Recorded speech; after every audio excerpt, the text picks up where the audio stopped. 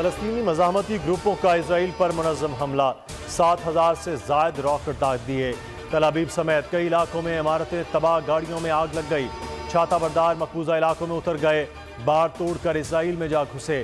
سرحدی چوکی پر قبضہ، 35 قابض اسرائیلیوں کو قیدی بنا لیا۔ جنگجو یہودی بستیوں میں جا گھسے، 3 بستیوں کا قبضہ چھڑا لیا۔ تیل کا ذخیرہ بھی تباہ کر دیا۔ میئر سمیت 22 افراد ہلاک، 500 سے زائد زخمی۔ اسرائیل بھر میں فضائی حملوں کے سائرن بج اٹھے۔ حماس کے ملٹری لیڈر محمد دیف نے اسرائیل کے خلاف آپریشن الاقصی طوفان کے آغاز کا اعلان کر دیا۔ میزائل حملوں پر اسرائیل آگ بگولا، پورے اسرائیل میں حالت جنگ کا اعلان۔ غزہ پر فضائی حملے شروع کر دیے، صحافی سمیت 30 فلسطینی شہید۔ شہر میں مسلسل دھماکوں کی آوازیں، عمارتوں میں آگ لگ گئی۔ اسرائیلی میڈیا کا 16 ٹن بارود برسانے کا دعویٰ، حکام کا زمینی اور سمندری راستے سے بھی کارروائی کا فیصلہ۔ ریزرو فوجی طلب، سیکورٹی چیف کو بھی بلا لیا گیا۔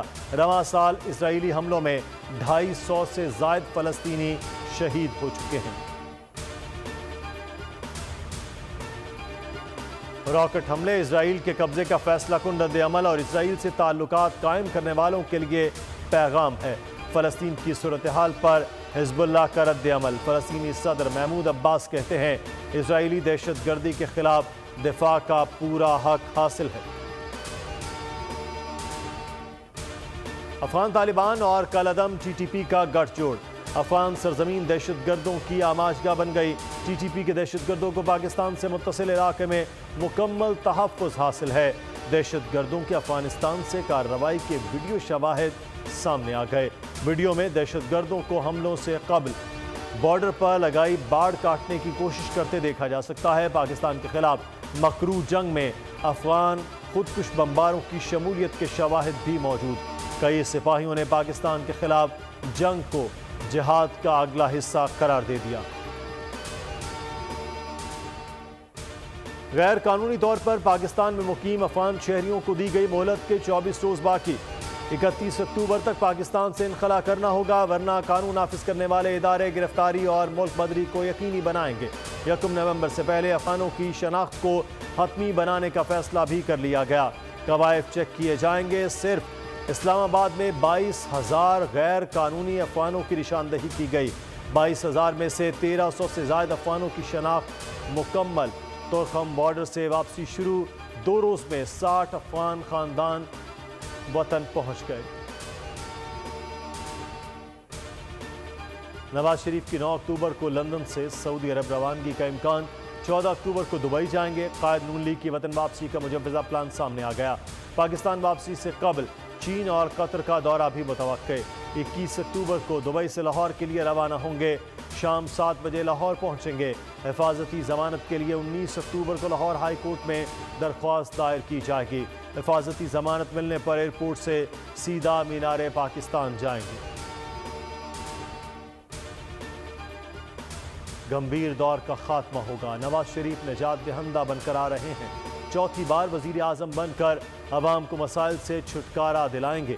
رہنما نون لیگ خواجہ آصف کی سیالکوٹ میں نیوز کانفرنس، کہا ماضی میں بھی وعدے وفا کیے، اب بھی کریں گے۔ نواز شریف اور ان کی بیٹی کے ساتھ جو کچھ ہوا وہ تاریخ کے حوالے کر دیتے ہیں، بہتر فیصلہ عوام کریں گے۔ غیر قانونی مقیم افراد کے خلاف آپریشن کے مثبت نتائج سامنے آ رہے ہیں۔ استحکام پاکستان پارٹی کا 13 اکتوبر سے عوامی رابطہ مہم شروع کرنے کا اعلان۔ فردوس آشا کاوان کہتی ہیں پارٹی الیکشن کمیشن میں رجسٹرڈ ہو گئی ہے۔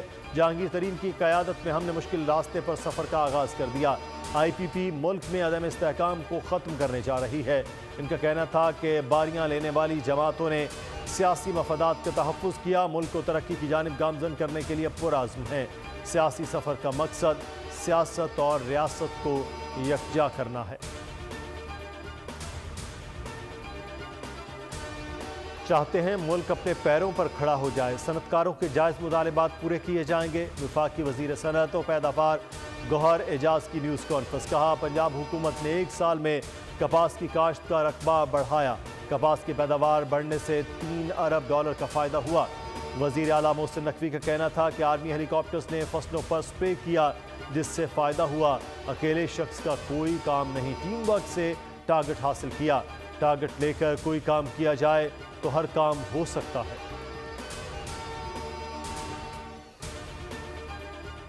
भारत सरकार की हरदर्मी के आगे इंटरनेशनल क्रिकेट काउंसिल भी बेबस। पाकिस्तानी सहाफियों और क्रिकेट शायकीन के वीज़ों के मामले की संगीनी का एतराफ़ कर लिया।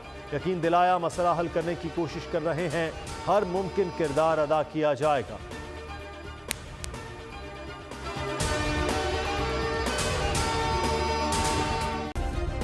सब्सक्राइब करें और बेल दबाएं ताकि कोई खबर रह न जाए।